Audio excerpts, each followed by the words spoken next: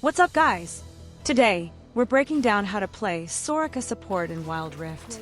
What's up, everyone? Today we're looking at Soraka support. The matchup for this support lane is Lux. Lux support is a common matchup you encounter in solo queue.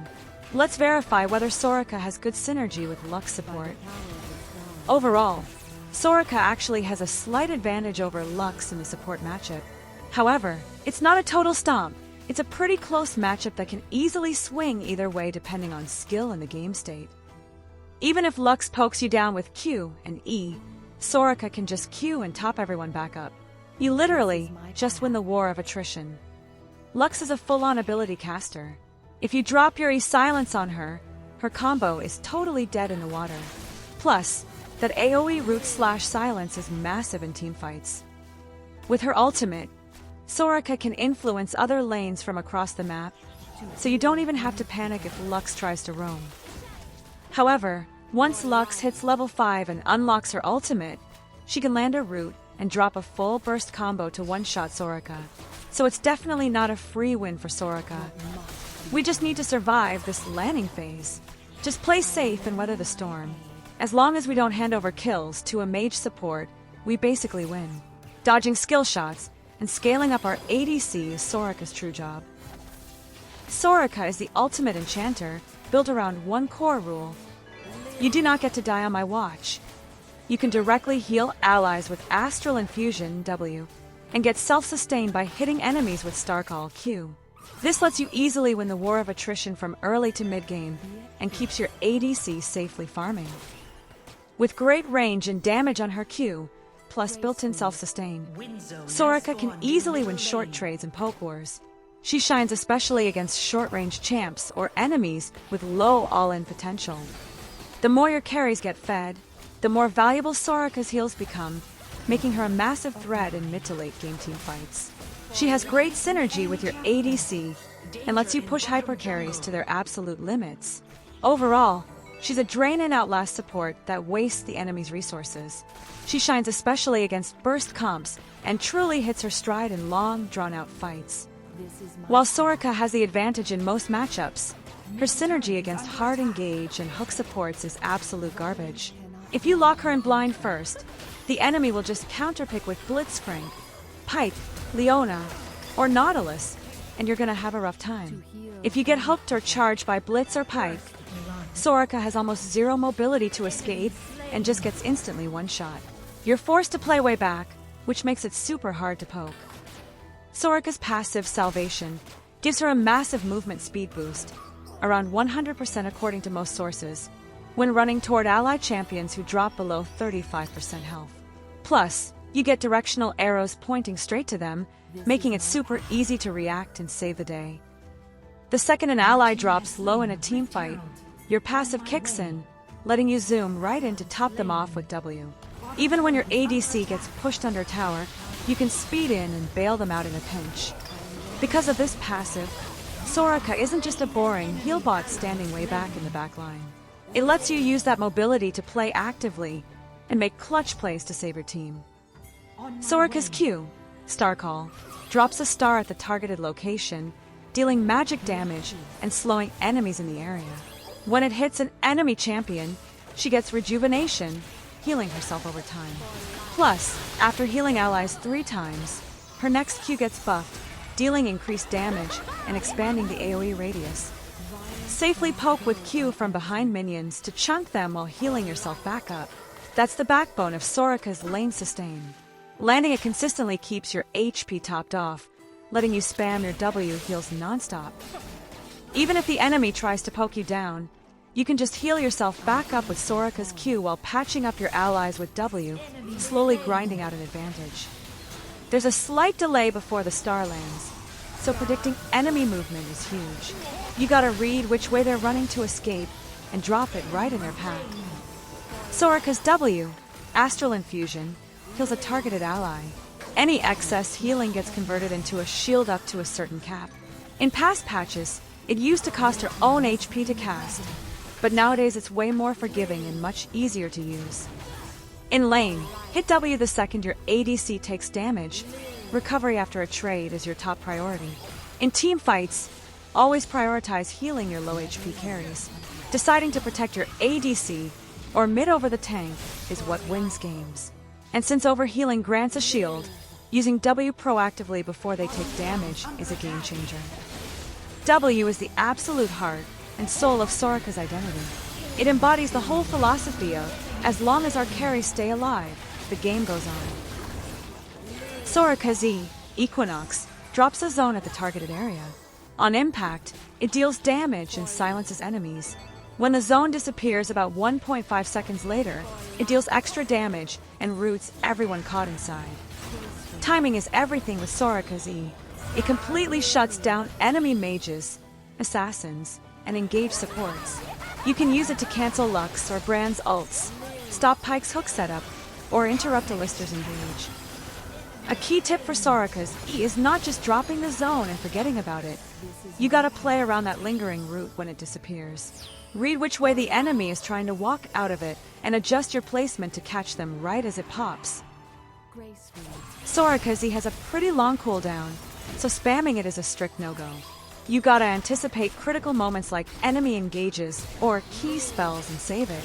E is one of Soraka's very few aggressive control tools. How well you use it decides whether you're just a glorified heal bot or a support who actually dictates the pace of the game. Soraka's ultimate, Wish, heals every single ally across the entire map. Any allies below 35% health get a massive 50% boost to the healing amount. The biggest strength of this ultimate is the ability to instantly impact fights anywhere on the map. Just popping R when mid or top is in trouble can completely flip the momentum of the game. In team fights, drop at the exact second multiple allies get chunked down. It's game over for the enemy team, especially when you've got low health carries needing that emergency save. Don't wait until the absolute last millisecond with your ultimate. Hit it the second you feel like an ally is about to drop. If you're even a split second late, it's completely useless. R is the ultimate game-changing tool in Soraka's kit that can totally flip the game on its head. Mastering it all comes down to crisp vision control and rock-solid map awareness. Soraka is an enchanter who prioritizes healing power and ability haste above all else. Instead of trying to pump out damage, your baseline build should focus entirely on one goal: keeping your allies alive and keeping those heals spinning on an endless loop.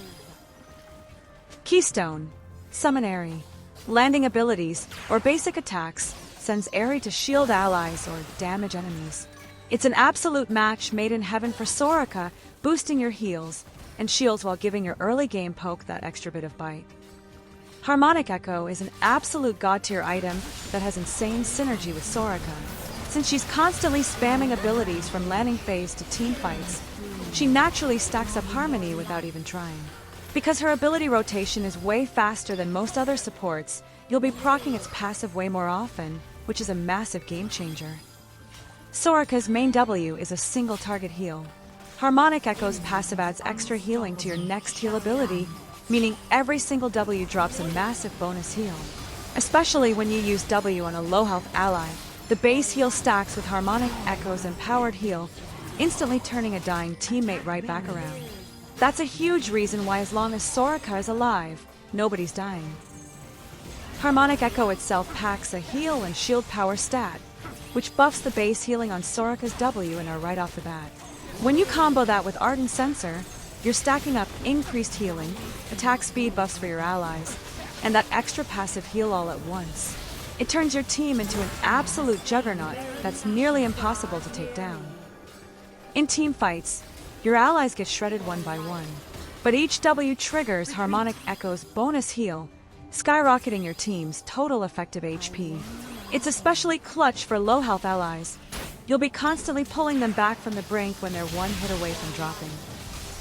Let me break down why Ardent Censer is such a perfect fit for Soraka. She's essentially a heal spam machine, constantly firing off W throughout the entire game. This means that every single heal triggers the Ardent Censer passive, aligning perfectly with her playstyle. Because she pumps out heals way more frequently than any other support, you can keep that attack speed buff active on your carries almost 100% of the time. Soraka's lane partner is almost always an ADC, especially hyper carries like Vayne, Jinx, Kai'Sa or Ezreal. Since their main damage source is auto attacks, Ardent Censer's attack speed plus bonus magic damage buff is incredibly lethal. When you pair this with scaling ADCs, your team's DPS in the mid to late game hits an entirely different level. In team fights, your team takes damage left and right. Every time you throw out a W, you're constantly refreshing that attack speed buff and spreading it across multiple allies. It lets you achieve the ultimate enchanter dream, healing your team while heavily amping their damage output at the same time. Ardent Censer literally converts what Soraka is already meant to do, spamming heals on her allies, into raw offensive power for your team. Especially when you're paired with an ADC, rushing Ardent Censer early completes the ultimate Soraka fantasy, defending your team while aggressively turning that defense into an unstoppable attack. Sorakas are as game-changing, but it has a massive cooldown that leaves you vulnerable once it's burned. That's where Redemption comes in as your secondary, independent AoE heal active. It's perfect for team fights when your R is down, saving allies when their cast time might be too risky, or even securing objectives with that extra layer of sustain. Combining, R plus Redemption creates a chain healing nightmare for the enemy team, making you almost impossible to break down in drawn-out fights. Redemption doesn't just bring a clutch active heal, it also packs that juicy heal and shield power stat. This naturally buffs the base values on your W and R across the board. When you layer this on top of Harmonic Echo and Ardent Censer, your healing output becomes absolutely monstrous, turning Soraka into an unstoppable sustain engine. Redemption doesn't just heal, it also deals true damage equal to 10% of a target enemy's max health within the zone. That's unignorable damage even against tanky frontliners or high HP targets, giving you the ultimate 2-for-1 special of healing your team while chipping down the enemy. It really shines around objectives like Dragon, Baron, or tower sieges where teams cluster up. Dropping it preemptively before fights swing out means that mid-fight Redemption heal drops right when it matters most, completely turning the tide of the skirmish. Going with Locket of the Iron Solari against heavy burst mages like Zoe and Lux is the textbook counterplay. When you're up against champions that can one-shot your carries before your W even lands, you need that instant shield to mitigate the burst damage. Sometimes, the best way to keep your team alive isn't just raw healing, it's preventing them from dropping to 0 in the first place. Redemption requires that precise placement, and if your team is spread out, the value just tanks. Locket, on the other hand, pulses from you, making it infinitely more reliable in chaotic, split-up fights. Plus, for a squishy enchanter, the added health, armor, and magic resist from Locket are a game-changer. It gives you just enough survivability to stay in the fight without being instantly blown up. Shurilia's battle song sounds great on paper, a massive team-wide speed boost to engage or disengage, but in solo queue it's a total trap. Without the coordination to actually follow up on that speed, it just ends up being wasted. Stick to the reliable powerhouses like Redemption or Locket of the Iron Solari. They offer the consistent sustain and survivability that actually carry games. Soraka is all about dragging fights out and winning through pure, unadulterated sustain. She struggles against fast-paced skirmishes and heavy burst, but shines brightest in drawn-out games and chaotic teamfights. That's precisely why she's an S-tier pick in low-elo solo queue, where games constantly drag out because nobody knows how to close them out.